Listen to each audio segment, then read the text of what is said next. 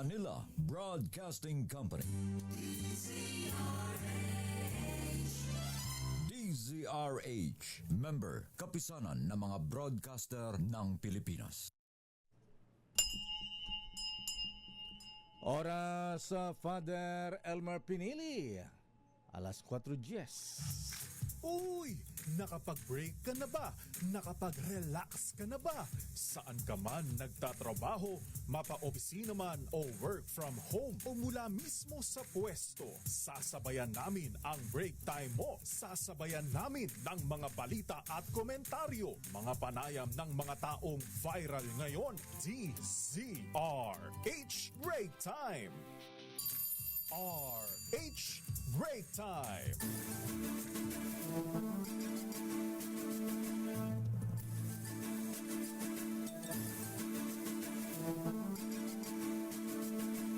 Magandang hapon, Pilipinas. Ako po si Deo Macalma. Ako naman po, Thea Pecho Corpuz. At narito ang headlines ng ating mabalita ngayong araw ng Huwebes at 30 ng buwan ng Hulyo.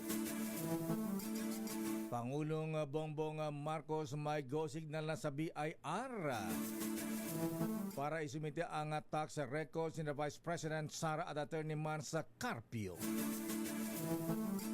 Pag-upa ng gunman sa halagang 5,000 piso ni VP Sara Duterte, gimmick lamang para ilihis ang isyu ng impeachment trial, ayon yan kay Congressman Terry Ridon.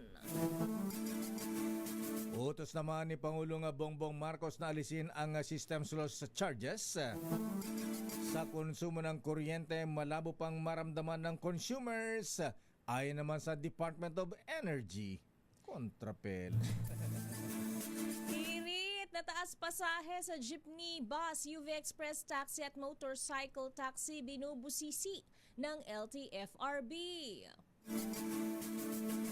Committee chairmanship sa dalawang nakulong na senador, Senator Jingo Estrada at Senator Marcoleta. Dinipensa naman ang liderato ng Senado. DPWH Secretary Vince Dizon napamura sa dike project sa Davao na natenga ng 7 taon. Tagal. Pag-aresto naman sa mga hackers at mga nasa likod ng online threats, ipinag-utos ni PNP Chief General Nartates. Male-maletang marijuana sa halagang higit 62 milyong piso na sabat sa NAIA, 4 arestado. Ako yung dalawang paborito mong Bugatti sports cars na ibenta na ng Bureau of Customs. Etong at lakay, retiradong pulis inambush sa Nueva Ecija dahil sa away sa lupa, patay. Patay tayo. China muling nagpalipad ng rocket pangkalawakan. PhilSA nagbabala naman sa pagbagsak ng rocket debris. At ngayon sa detalye na ating mga balita. Kinumpirma ng Malacanang na binigyan na ng otorisasyon ni Pangulong Bongbong Marcos ang BIR. Si Commissioner Charlito Mendoza para isumite ang tax records. Vice President Sara Duterte at asawang si Attorney Manasseh Carpio. Ayon kay Palace Press Officer Jose Claire Castro, ang hakbang ng Pangulo ay batay na rin sa sinasabi ng batas at sinusunod lamang ang proseso. Katwiran ni Jose Castro kung ito ay magiging daan sa paglabas ng katotohanan ay hindi magiging hadlang ang Pangulong Marcos. Narito si Jose Claire Castro. So kung yan ang sinasabi po at kinakailangan na magbigay siya ng kanyang approval sa BIR para mabuksan ang tax records nila VP Sara at ni Atty. Mansa Carpio, at ito naman ay para sa katotohanan. Hindi niya po ipagkakait ang katotohanan sa ating mga kababayan. Samantala sa posibilidad na maakusahan ang Pangulong Marcos ng political motivation, sabi ni Castro hindi naman na ito bago dahil sa lahat ng gawin ng Pangulong Marcos ay sinasabing pamumulitika, lalo na kapag merong tinatamaan. Datong muli si Yusek Claire Castro. Saan pupunta? Saan gagawi ang Pangulo? Kahit ano pang sabihin ng iba. Basta ang alam ng Pangulo, siya ay tumutupad sa proseso, siya ay tumutupad sa batas, kahit siya pa ay paringgan o bigyan ng negatibong impresyon, hindi matitinag ang Pangulo. Samantala, mas magiging malinaw na ang pagtalakay sa umano'y maling paggamit sa pondo ng Office of the Vice President at Department of Education sa susunod na impeachment trial. Ito'y dahil ihaharap na ng prosecution bilang testigo sa paglilitis ang ilang mga opisyal ng Commission on Audit, kabilang rito sina Roderick Wamil, former State Auditor of COA-ICFAO o Intelligence and Confidential Funds Office, Celine May Del Campo, kasalukuyang State Auditor ng COA-ICFAO. Ayon kay Lead Prosecutor Congresswoman Jerville Luistro, sila ang magpapaliwanag sa milyong-milyong pisong disallowances na inilabas sa mga umano'y bogus na pangalan gaya ng Mary Grace Piatos, Milky Sequoia at iba pang pangalan mula sa Chichirya family. Matatandaang sa isinagawang pagdinig ng House Committee on Good Government and Public Accountability noong 19th Congress na pag-alaman ng COA na ginastos lamang sa loob ng 11 araw ang 125 milyong pisong confidential funds ng OVP noong 2022. Malungkot na mga balita, Mrs. Abay, malabo para maramdaman ang pag-alis sa paniningil ng system law sa mga consumer sa kabila ng pahayag ng Pangulong Marcos sa kanyang SONA noong Lunes. Sa panayam ng DZRH, sinabi ni Energy Undersecretary Rowena Guevara, kailangan pang balansehin ang nais ng Pangulong Marcos dahil sa pangamba nito na hindi na rin kumita ang mga distribution utilities gaya ng Meralco kung sasaluin nila ang buong system loss. Sakaling may isa batas ang pag-alis sa paniningil ng system loss charges sa mga consumers, jackdown na tatamaan ang distribution company o electric cooperatives na posibleng dahilan ng pagsasara ng kanilang negosyo. Bagamat hindi ito agad maibababa sa 0 peso, maaari niyang masigil muna sa pinakamababang halaga. Nato si Energy Undersecretary Rowena Guevara. Ang sinabing presidente, 0 ang i-charge sa consumer. Yes. Opo. Ang i-charge. Opo. Ibig sabihin, may mabakayat ng systems loss na yun at hindi consumer. Yun ang punto ni presidente. Opo. So, Pag nangyari yun, i-charge mo sa distribution utility. Opo. Opo. So, Papawasan ng profits niya. kayang 0 pero may magpapasan. May Papasanin ng distribution. May magpapasan. Oo. Sila mismo. Kaya po.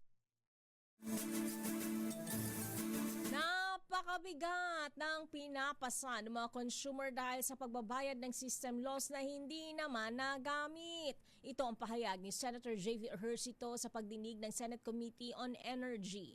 Ayon kay Ejercito, dekada na ang Electric Power Industry Reform Act o EPIRA Law, ngunit hindi nito naihatid ang ipinangakong mas murang kuryente para sa mga Pilipino. Inihain nito ang Senate Bill Numbers 2342 at 2343 na naglalayong alisin ang mga singil na anyay patuloy na nagpapabigat sa bayarin sa kuryente. Tugon ito ng Senado sa panawagan ni Pangulong Marcos na magbalangkas ng batas para tanggalin na ang pagsingil ng system law sa mga consumer. Narito si Senator J.V. Ejercito. Noong panahon po ni Pangulong ni Fidel Ramos dahil po sa krisis na kinakaharap, nagkaroon ng purchase power agreement para maitayo kaagad ang mga power plants. Ngunit ilang taon ilang dekadang pinasan ng sambayanan. Yung mga enerhiya kahit na hindi po ginagamit ay ating pong pinagbabayaran. Matagal ho nating pinasan ang mga epekto ng PPA at hindi po natin makakalimutan. Sana'y natuto na tayo noong panahon na yon. Kaya kung may nagtatanong ngayon kung sino ang sasalo sa system losses kapag hindi na ito pinasa sa consumers, ang sagot ay hindi ang ordinaryong Pilipino. Tungkulin na ang ating energy regulators na tiyakin na makahanap ng patas at makatarungang mekanismo, hindi dapat pagbayarin ang mga consumers sa kuryenteng hindi nila nagamit at wala silang pananagutan sa pagkakawala nito. Tumpak, Senator J.B. Ayers ito. Naman. Samantala, dinipensa naman ni na Senate President Wina Gatchalian at Senator Tito Soto ang pagbibigay ng committee chairmanship sa dalawang senador na nakulong na sina Senator Jinggoy Estrada at Senator Rodante Marcoleta. Ayon kay Senator Soto, bahagi pa ng patakaran sa Senado na lahat ng senador ay nabibigyan ng committee chairmanship anuman ang kanilang katayuan sa kasalukuyan.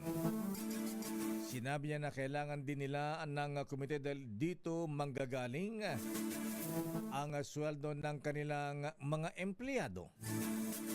Samantala, sinabi naman ni Senate President Gatchalian na senador pa rin sila kahit sila ay nakakulong.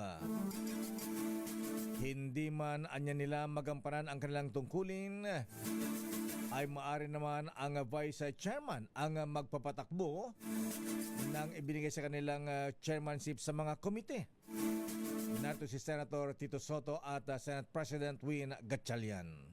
Patakaran sa Senado yun na aside from the office of the senator, kailangan may committee so that that is the budget of the committee is where the employees of the senator grows their salaries. But senator pa rin siya, no? And somebody should a member siya ng minority, no? So lahat ng member ng minority mabibigyan ng committee, but may vice chairman naman who runs the committee. So in that sense, para tumakbo yung committee, yung vice chair ang magpapatakbo ng committee. Kung gawin na silang vice chairman, huwag chairman. Baliktad na lang. Baliktad. Pwede ba? Hindi ba sila bibigyan ng budget pagka vice chair lang sila? Samantala, nagharap ng petisyon si Senador Jinggoy Estrada sa Sandigang Bayan na humihiling na payagan siyang makapaglagak ng piyansa kaugnay ng kanyang kinakaharap na kasong plunder. Ginawa ng mambabatas ang hakbang 2 araw matapos ibasura ng anti-graft court ang kanyang mosyon na itakda ang halaga ng bail para sa nabanggit na kaso.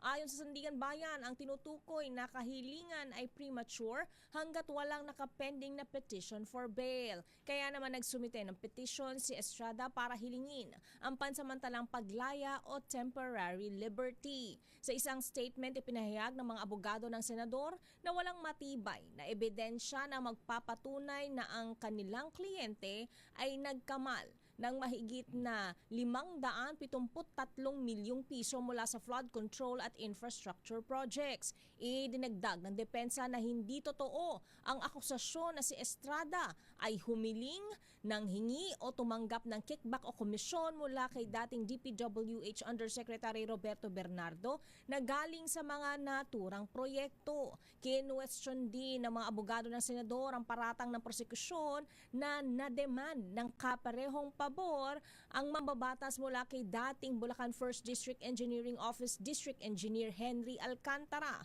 Dahil ang evidence of guilt ay hindi malakas, binigyan diin ng depensa na makatwiran lamang na payagan ng akusado na makapaglagak ng piyansa. Si Estrada ay 3 beses nang nakasuhan ng plunder sa nakalipas na 25 taon. Napamura na naman.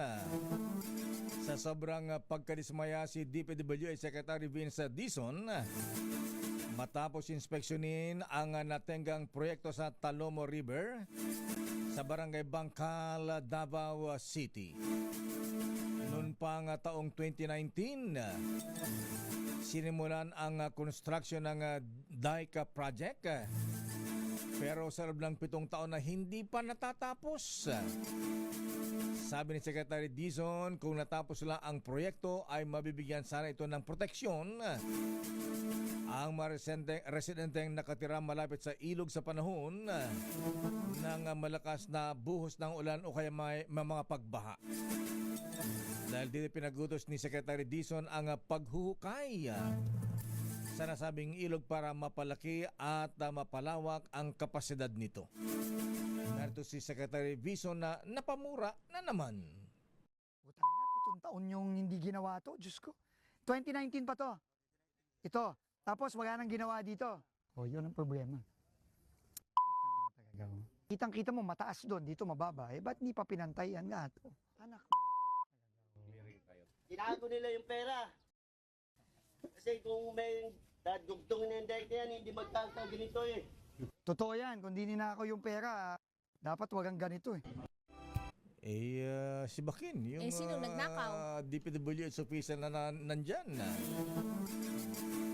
Samantala, halos 7 sa bawat 10 pampublikong paaralan sa buong bansa ang nakatayo pa rin sa mga lupang hindi pa nakapangalan sa Department of Education o DepEd. Batay sa datos ng 2nd Congressional Commission on Education, aabot sa 69% o 32,424 na pampublikong paaralan ang wala pa ring titulo ng lupa sa pangalan ng DepEd. Malayo ito kumpara sa 7,075 na paaralan o 16% lamang na nailipat na ang pagmamayari ng lupa sa ahensya. Samantala, 7,373 na paaralan pa ang nasa proseso ng paglilipat ng titulo habang 19% naman ng mga paaralan ang wala pang titulo. Ayon sa EDCOM 2, malaking hadlang ang hindi pa paglilipat ng titulo ng mga lupa dahil naantala ang mga proyekto sa pagpapatayo ng mga bagong silid-aralan kahit may nakalaan ng pondo. Babalikan natin ang ilang pang detalye na ating mga balita. Pag-aresto sa mga hackers na gumawa ng kaguluhan. Lumika ng kaguluhan sa nakalipas na sora ng Pangulong Marcos.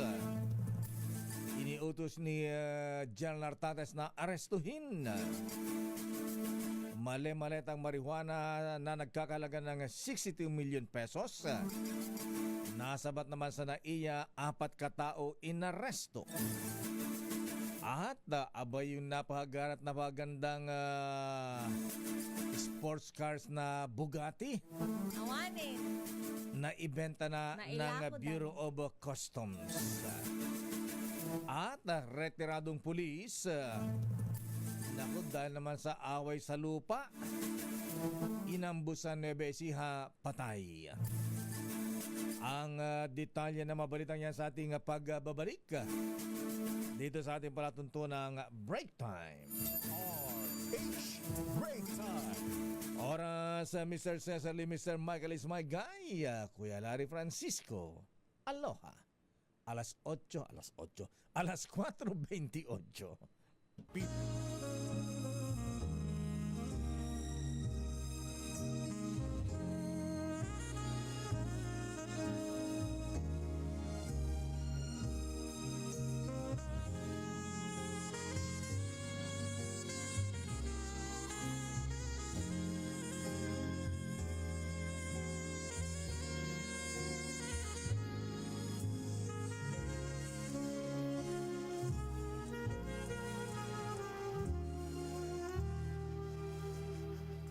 Merry Christmas and a Happy New Year from DZRH. Ilang days before Christmas. Ang aga naman daw natin bumati lakay 148 days pa daw. Ang bilis ng panahon. RH Break Time. At dahil 148 days na lang Pasko na, abay mamigay tayo ng aginaldo Misa Tea sa ating Kring Kring Panalo Promo. Kring Kring, take it away. Makinig maigi! Ito na ang chance mo na manalo ng instant 500 pesos kapag darinig mo na ang mahiwagang Kring Kring Tingnan mo na ang iyong cellphone, baka ikaw na ang susunod naming winner sa Kring Kring Panalo Malakas sa telepono. Paano sumali? Bisitahin ang Facebook page ng DZRH, fill up pa ng Google Sheet na nakapin sa DZRH FB page at hintayin ang aming tawag sa telepono. Kling-kling na! Eto na, sino natawagan ni Kring Kring, Miss Teya? From Marilao, Bulacan, si Mary Chris Alfonso. Magandang hapon sa'yo. Merry Chris. Magandang hapon po. Ay, magandang hapon ate. Mukhang smiling face Good si mood, ate. lakay. Oo. Abay, dahil mukhang good mood ka, maganda ang vibes. Abay, hindi ka namin pahirapan na ate Merry Chris. Ang tanong lang namin, anong himpilan ng radyo ang number 1 at kauna-unaan sa buong Pilipinas? DZRH po. Ang galing-galing mo talaga, Ate Mary Chris Alfonso ng Marilao, Bulacan. Congratulations, nanalo kayo ng limpak-limpak na salapi. Congrats, ate. RH Break Time. At hatawin na natin ang mga reports. Malacanang tiniyak na titimbangin ang kapakanan ng mga consumers at utility companies tulad ng Meralco sa isinusulong na pagtanggal ng system law sa ating electric bills. Aris number 14, Let Narciso, please come in. Miss Let.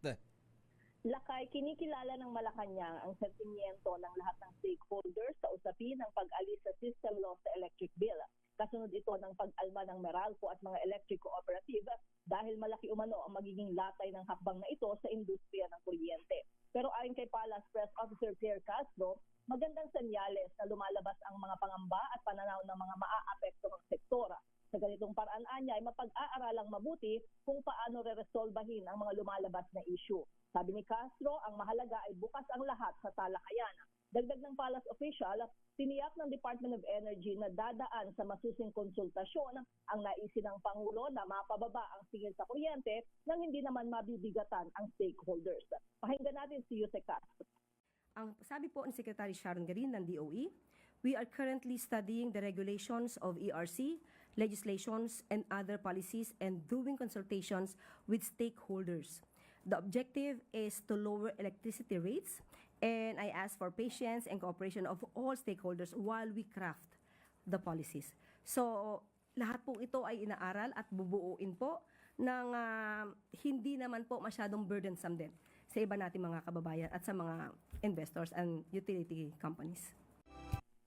Si Palace Press Officer Claire Castro. Ito si Letter C. Dapat may deadline din, timeline kung kailan i-implement yan. Baka mamaya ay Matulad saan lakay? magkalimutan.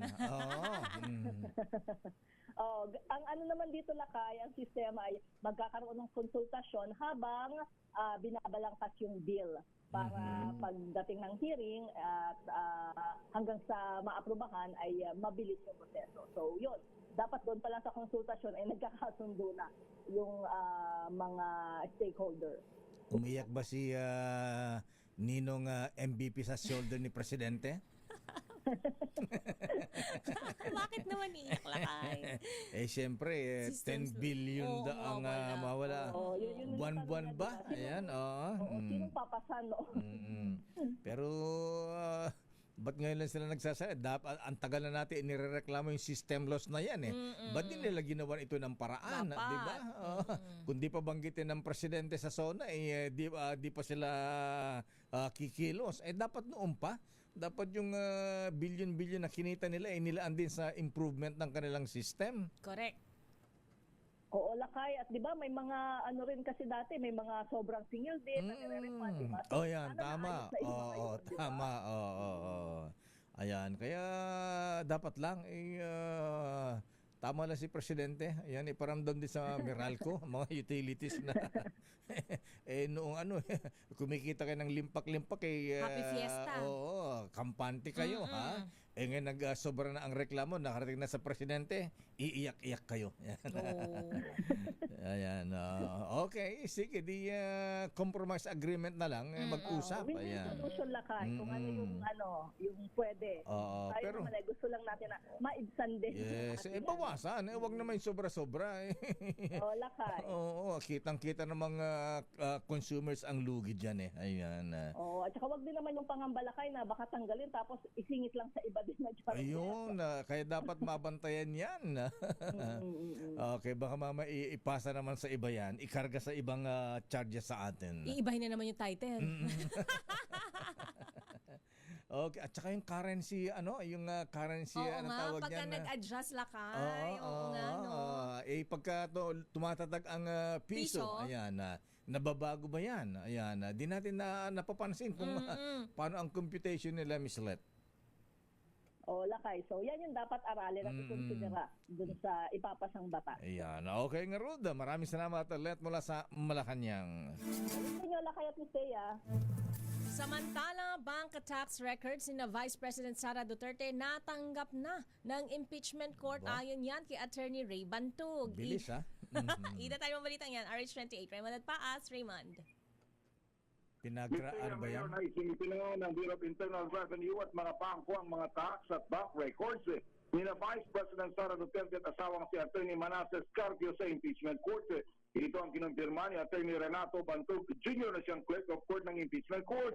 Isinumiti ng Bureau of Internal Revenue ang mga tax records na VP Sara alinsunod sa subpina ng korte. Kabila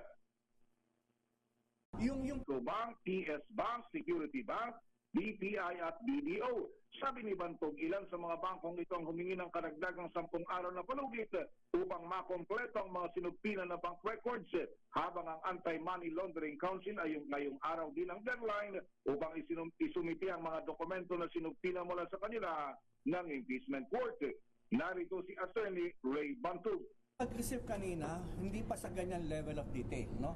Just to describe to you the process, we asked for the submission of 5 USBs and at least 1 printed copy, no, of the records.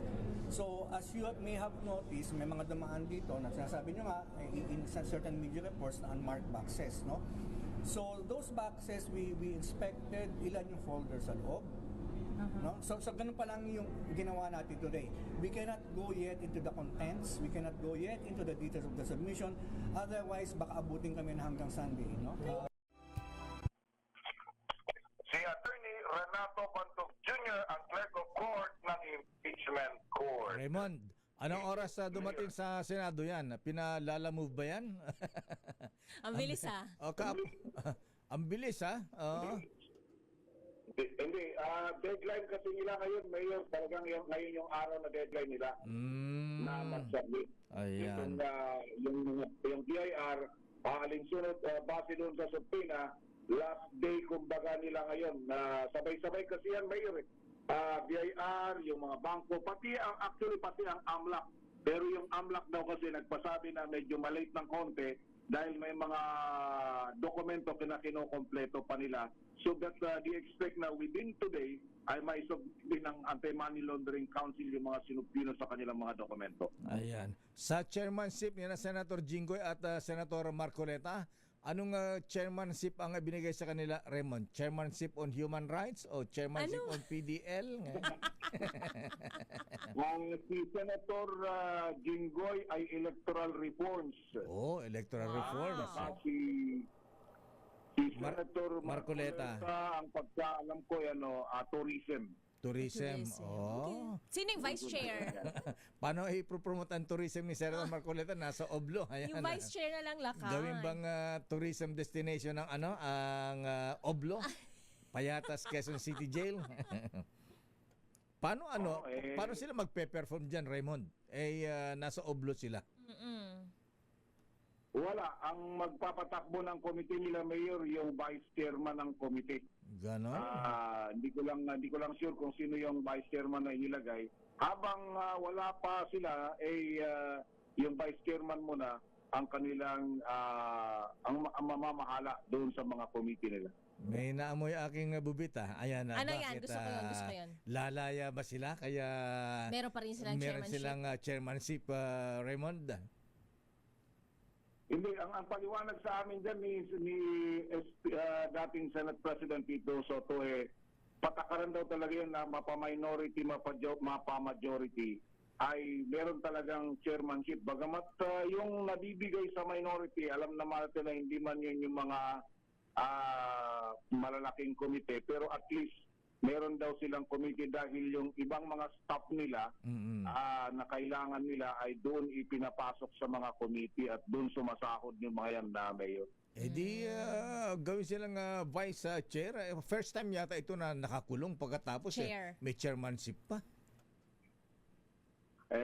Yun ang pagkakabanggit Mayor kasi wala pa naman daw final conviction. Itong mga senador pa rin sila up to this day.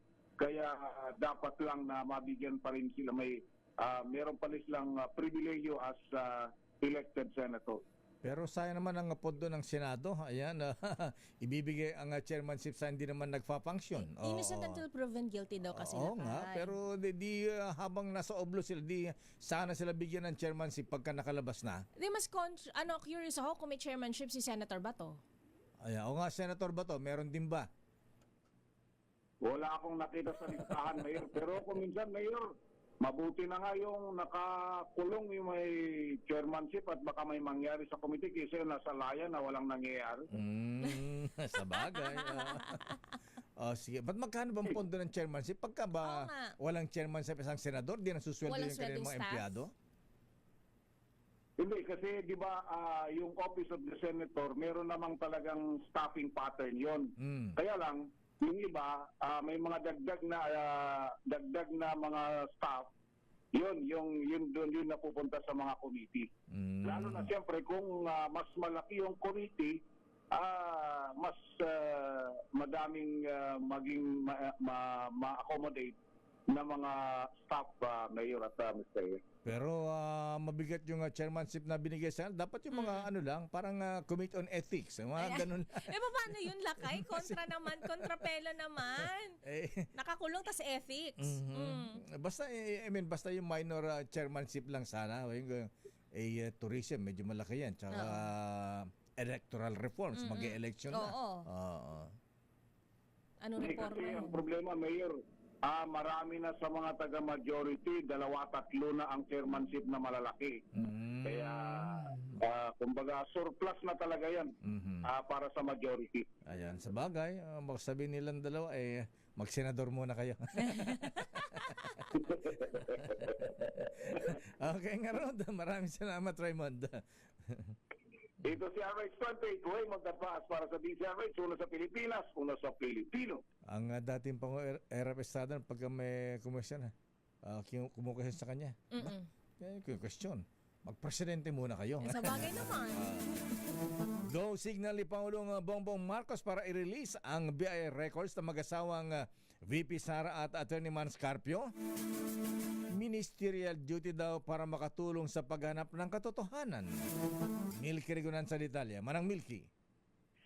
Lakay at Thea, maring itinanggi ng miyembro ng House Prosecution Team na may kamay umano si Pangulong Bongbong Marcos para madiin ang mag-asawang Vice President Sara Duterte at Attorney Manasseh Carpio sa kinikwestyong bank documents at tax records. Ang kay House Prosecutor Terry Ridon, ministerial ang ginawa ni Pangulong Marcos at gagawin to ng Pangulo kahit kaninong impeachable official, hindi lamang kay VP Sara. Dagdag pa ni Ridon, ito ang tamang ginawa ni Pangulong Marcos kung makatutulong sa investigasyon para patunayan kung may katotohanan o wala ang mga alegasyon sa questionableng yaman ng Vice Presidente at ng kanyang mister. Narito si House Prosecutor Terry Ridon. Irrespective of whoever it is, no? So whether it is any other impeachable official, I think the president will still give his consent, no, towards the opening of the BIR documents, lalo tigit if it will further the cause of accountability and further the cause of justice. No? So, tingin ko wala pong dahilan para sabihin na meron pong kamay ang atin pong Pangulo sa bagay po na ito.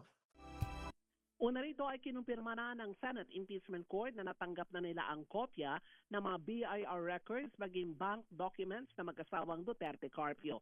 Sa sistema, sinabi naman ni Ridon, bibigyan ng mga kopya ang prosecution at defense panels para matalakay sa Senate Impeachment Court na magagamit sa paglilitis sa Article 1 o confidential funds at Article 2, unexplained wealth. Ako si Milky Reguna, nagulat para sa DZRH, una sa Pilipinas, una sa Pilipino. Maraming salamat Manang Milky. Samantala, 18 Maleta Boys at Attorney Baligod kinasuhan na ng Department of Justice. Idetalye mong balitang yan, RH27, Noche Cacas. Noche. Noche. Ay, nako. Samantala, umano'y 50 milyong pisong pondong suhol sa COMELEC ng Dasmariñas LGU. Itinanggi ng COMELEC. Ayan. Meron bang ganyang issue? Ha? Parang nagkasulok-bulan. Ayan, anyari, ha? Ang gulo-gulo mo, Wina Binauhan. Sino ba talaga ate, ha? Babati na nga lang muna tayo na happy birthday kay Brian Ray Tarun ng Prism Company Limited sa... Uy! Nasa Ontario, Canada. Ayan, sila ay nanonood sa atin. Happy birthday, Brian Ray Tarun ng Ontario, Canada mula kay Kuyang Dika Tarun. At happy birthday kay Congressman. Aba, birthday pala ni classmate, ha? Ayan, Congressman JJ Romualdo ng Camiguin. Abay, binabati ni parang Manny Garcia at classmate boy Pekson. Ready na si Noche Cacas. Noche Cacas, please come in. Anyari sa mga Maleta Boys. Meron na bang arrest warrant kaagad na i-issue sa kanila? Noche, please come in.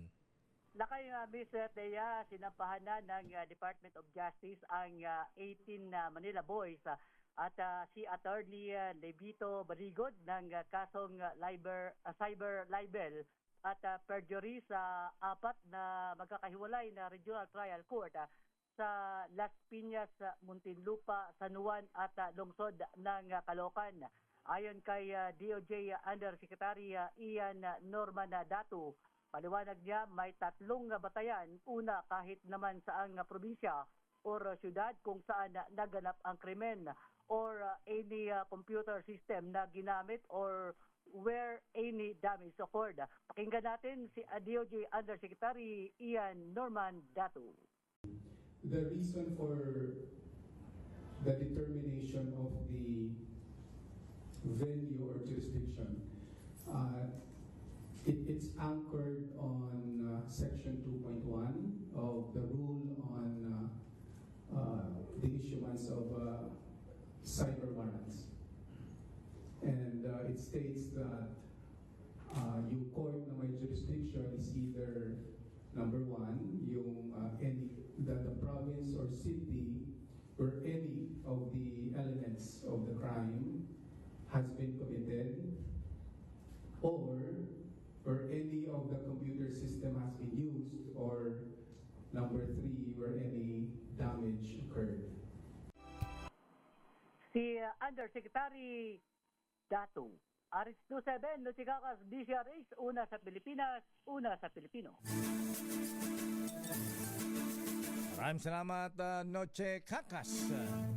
Asa na si Tina Nolasco? Ayan, nawala na. Ayan, balitang global, Miss Thea. Trump muling nagbanta ng pag-atake sa Iran. Presyo ng krudo sa world market muling tumaas. Idetalye mong balitang yan, James Galange. Muling nagbabala si US President Donald Trump na maglulunsad ang Estados Unidos sa malakas na opensibang militar laban sa Iran matapos ang pagkatake ng Tehran sa ilang US military base sa Jordan, gayon din sa Egypt sa lumalalang tensyon sa Middle East. Matatanda ang una ng inanunsyo ng Amerika at Saudi Arabia na magsasagawa sila ng pag-atake laban naman sa mga militant camp sa Iraq nang dahil naman sa paglabag ng Hezbollah sa napagkasundo ang truce. Kasunod naman ito ay ang malaking epekto sa paggalaw ng presyo ng krudo sa world market kung saan tumaas naman na mahigit 7% ang presyo dahil din sa naturang banta ni Trump sa Iran. Ito si James Kelagi ng DZRH TV. Una sa Pilipinas, una sa Pilipino. Maraming salamat, James Galange. Sa Sports, Bistea. Eto nga si LeBron James isusuot ang number 23 sa Philadelphia 76ers. Number ni Michael Jordan yan ha? Idetalye mo balitang yan, Millie Borja.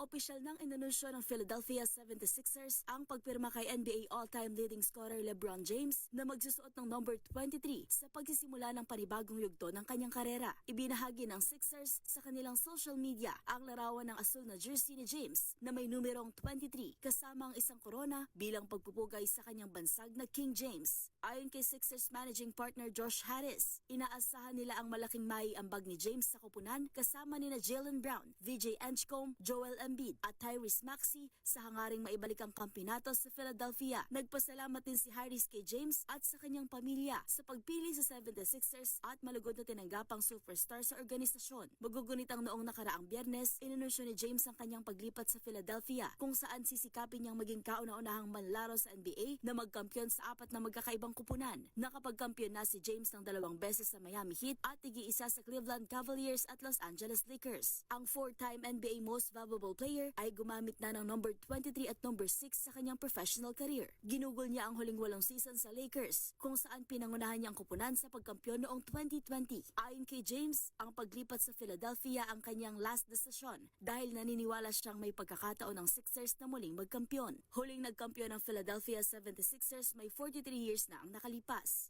Sinabi naman ni Sixers President of Basketball Operations Mike Gansey na isa si LeBron sa pinakadakilang manlalaro sa kasaysayan ng NBA at malaki ang magiging epekto nito para sa organisasyon. Ito si Millie Borja ng DZRH TV, una sa Pilipinas, una sa Pilipino. Kano kayang offer kay LeBron James ng Philadelphia 76ers. Lipat-lipat ng Nakailang lipat na yun nakay. Mapakali At sa showbiz, Miss Thea. SB19 nagpasiklab sa Grammy Museum bago ang kanilang Lollapalooza performance. Itatalye mo balitang yan, Angelica Cosme. SB19 from the Philippines, Sa Grammy Museum stage naman sa LA, nagpakitang gilas ang Bebop Kings SB19. Isang heartfelt rendition ng kantang Wakas ang napanood ng 18 sa Global Spin Live Series. At syempre, pinerform din ng Mahalima ang kanilang viral hit na Gento.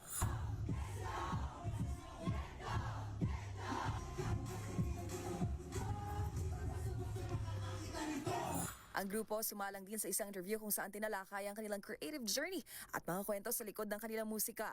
Samantala, from stage to baseball field naman ang SB19 member na si Josh. Ito'y matapos niyang pangunahan ang ceremonial first pitch para sa laban ng Chicago White Sox at New York Yankees. Matapos niyan, one thing's for sure, excited na ang 18 para sa historic performance ng grupo sa Lollapalooza, kung saan may pa-watch party din bukas alas 4 ng madaling araw sa open-air auditorium ng Rizal Park. Magunita na kamakailan lang, opisyal lang kinilala ng DOT ang SB19 bilang Tourism Ambassadors ng Pilipinas. Sporting Showbiz Angel ng DZRH TV, una sa Pilipinas, una sa Pilipino. Samantala, ipinagutos ni PNP Chief General Jose Melencio Nartates Jr. ang pagtukoy at pag-aresto sa mga taong nasa likod ng social media accounts na ginamit sa pagtatangang lumikan ng kaguluhan sa zona ng Pangulong Marcos noong Lunes. Ang direktiba ay pinabot sa Anti-Cybercrime Group sa pagtulungan ng Cybercrime Investigation and Coordinating Council at iba pang partner agencies. Ginawa ni Nartates akbang matapos i-report ng CICC ang pag-take down sa 9 na social media accounts na pinaniniwala ang konektado sa hacker groups na nagtangkang himukin ang publiko na manggulo sa zona ng Paulo Marcos noong July 27. Sabi ng PNP Chief na kasalukuyan ng inaalam ng mga otoridad ang identity ng mga taong nasa likod ng mga naturang online accounts. Samantala, patay ang 51 anyos na retiradong pulis sa pananambang sa Quezon Nueva Ecija. Sa report ng lokal na pulisya, sakay ng motorsiklo ang biktima na kinilala na si retired police Alexander Magno ng pagbabarili ng sospek. Agad namang sumuko sa kapulisan ng sospek, kasama pa ang kanyang pinaniniwala ang ginamit na baril sa krimen. Napag-alaman na may sigalot na ang dalawa dahil sa away sa lupa at nagkaroon na rin ng pagtatalo kamakailan lamang.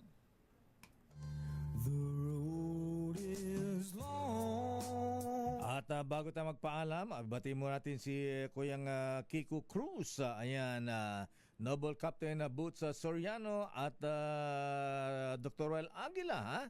At Ramil Tisoy Oliveros, buti ka pa, ha? Ayan, nasa last hole na raw sila. Wow! Ayan, Pumalo. nasa 19th hole na. Ayan. 18 pala, 18 hole. Iba yun, Lakay. Iba ba yun? Ay, binabati natin si Governor Ben Ibardona ng Eastern Samar. At ayon na sa ating business correspondent. Magkano, Lakay?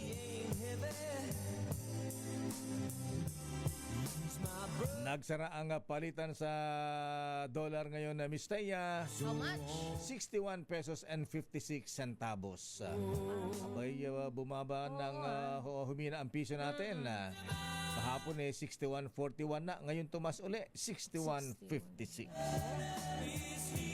Ako po si Deo Macalma. Ako naman po, Thea Petro Corpuz. Mga balansyadong balita susunod na Henry Uri at Miss Kay Karen Oyong. Oras alas 5:04.